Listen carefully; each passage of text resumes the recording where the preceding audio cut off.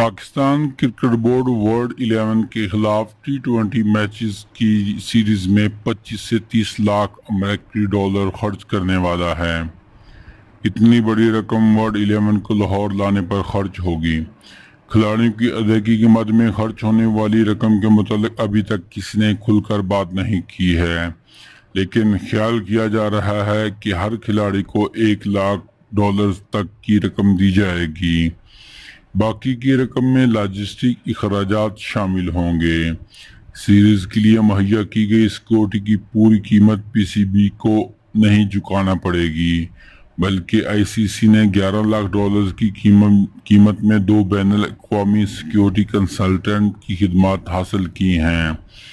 دوسری جانب Pakistan cricket board کے چیئرمین نجم سیٹھی نے تسلیم کیا ہے کہ ورلڈ 11 کے میچوں کی ٹکٹوں کی قیمتیں زیادہ رکھنا غلطی تھی۔ ٹکٹوں کی زیادہ قیمت اور سیکورٹی کے سخت انتظامات کی وجہ سے کم تعداد میں شائقین کرکٹ میچ دیکھنے کے لیے آئے۔ واضح رہے کہ پاکستان اور ورلڈ 11 کے درمیان کھیلے جانے والے ٹی20 انٹرنیشنل میچوں کی سیریز میں ٹکٹوں کی قیمتیں 500، 2,500، 4,000، 6,000 اور 8,000 روپے رکھی گئی ہیں۔ شائقین کی اکثریت یہ شکایت کرتی نظر آئی ہے کہ وہ بڑی مالیت کی ٹکٹیں نہیں خرید سکتے۔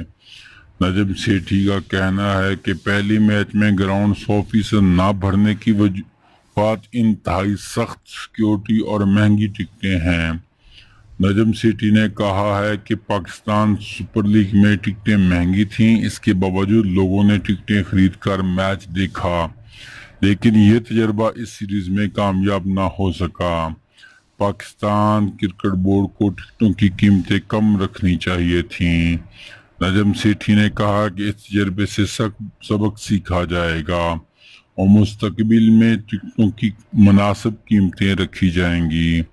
نجم سیٹھی نے کہا کہ سخت سیکورٹی کی وجہ سے لوگوں کو خاصی مشکلات کا سامنا کرنا پڑا اور کئی لوگ 1 گھنٹے تک سڑکوں پر رہنے کے باوجود مایوسی کے عالم میں گھر واپس جانے پر مجبور ہوئے۔ یہ ایک ایسا معاملہ ہے جس پر کچھ نہیں کر سکتے۔